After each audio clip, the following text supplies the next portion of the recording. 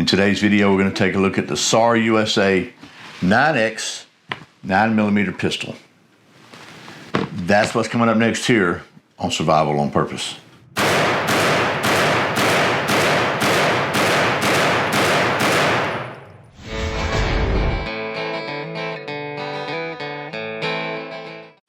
Welcome back to Survival on Purpose. My name is Brian. Thanks for joining me in my soon-to-be newly completed studio here. Real quickly, I have been doing some remodeling here in our home, so that's the reason that I have not been able to keep up with my 2 videos a week, but that's going to be back to normal very soon, I promise. So anyway, as I said, today we're going to take a look at this SAR 9X pistol from the folks at SAR USA. And to be very clear, the folks at SAR USA were kind enough to send me this so I could test it, give them and you my opinion on it, and to sponsor today's video. And in good old plain Georgia English, what that means is they are paying me to test this pistol and to give you the results of my test. So, in my opinion on how well it performed, and hopefully you can see that for yourself in just a minute, because we did take this to the range. But before we do that, before we get into the specs and details and give you my impressions and the range footage, while I'm letting you look at this, let's just talk about SAR USA for a minute. So SAR USA is the exclusive U.S. importer of all firearms and ammunition products produced by, let me see if I can get this one right, SAR SAR9 of Istanbul, Turkey, which is one of the largest firearms manufacturers in the world, founded in 1880. They've been making guns over there in Turkey for a long time. They are also suppliers of militaries of many NATO countries. So, and by the way, let me just say that I've got some notes here. I got chastised briefly recently by a viewer for looking at notes while I'm on camera. Said that is very unprofessional. Oh well, I do not have one of them there fancy teleprompters like the politicians use. So, but I do have a printer. So I've got notes because I like to try to get things right. So anyway, that's a little bit about SAR USA. Now let's talk about the pistol. This is the SAR9 pistol, which they say is probably one of the most rigorously tested pistols ever developed. They fired, when they developed this pistol, they fired 150,000 rounds of live fire in the factory. Whew. That's pretty cool. So anyway, it's a polymer frame, striker fired, SAR9. It's got a very, very comfortable handle. We'll talk about that in a minute. And some other features we'll talk about in just a minute. So let's just get to those right now. Okay, here is the SAR 9X pistol. As you can see, it is a polymer frame pistol. Has a 4.4-inch forged steel barrel with a forged steel slide with lightning cuts here. And it actually has tappings back here for an optic. And there's different optic plates available you can get. But I just happen to have this Holosun EPS. And it looks to me, I didn't have the right size screws for it right now, but it looks to me like the holes are exactly lined up perfectly. So we're going to try this, but it definitely already has some holes in it to mount optics. 20-degree grip angle, which is very, very comfortable. This is extremely comfortable grip for me. Also has replaceable side panels and back straps. It comes with a couple different back straps and 2 different side panels, so that you can kind of customize this to fit your hand better.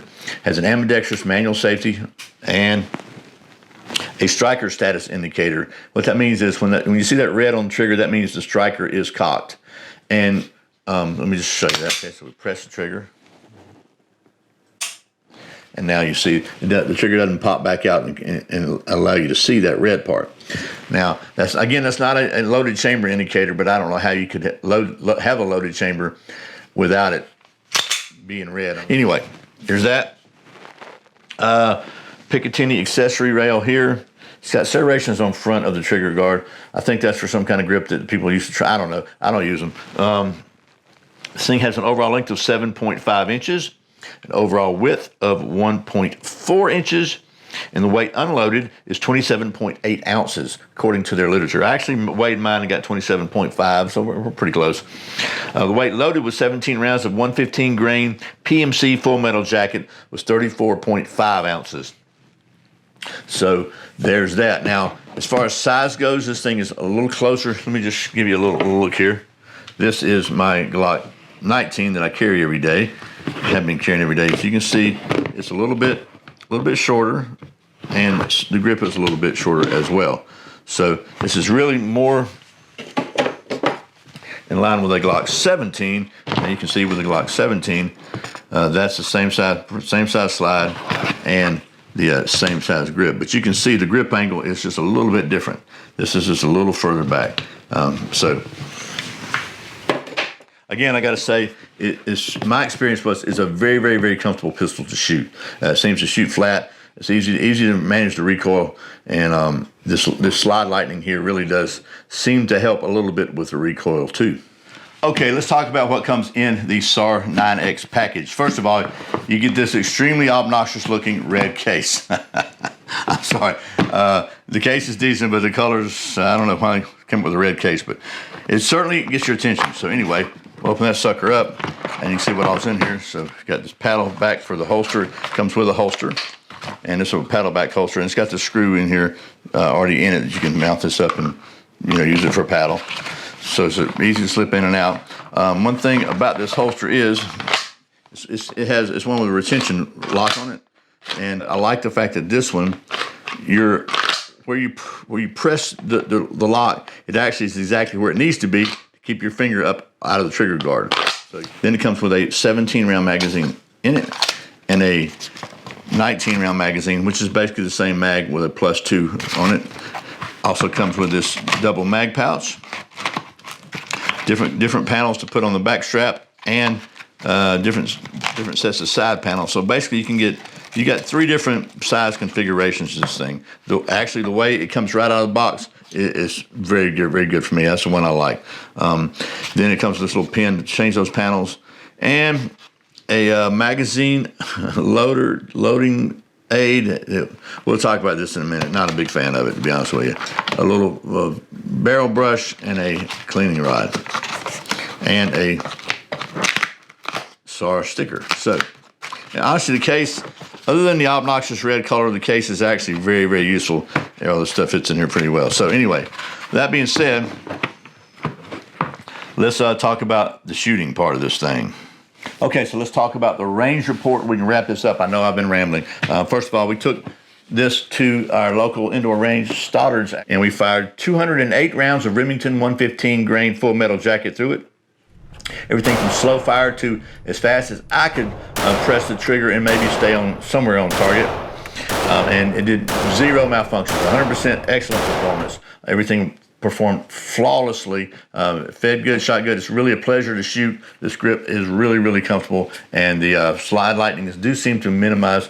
I don't know if they do it or not, but the recoil seemed to be pretty manageable. And I followed that up with 10 rounds of this Gorilla Silverback ammo with the Lehigh 90 grain full 100% copper projectiles. And I just want to show you that real quick so you can see the difference. I figured if anything's going to cause a failure to feed, it would be one of these. You can see this thing. It is not only shorter, it's also it's flat on the front. Here it is, flat on the front. Got these angles and stuff.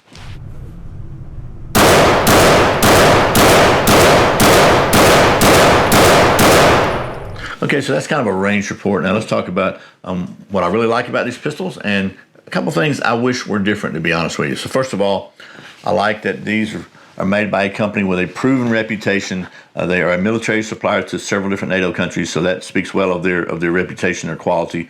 And again, they've been making guns for somewhere in the neighborhood of 143 years, maybe. Certainly they've learned a thing or two and they know what they're doing.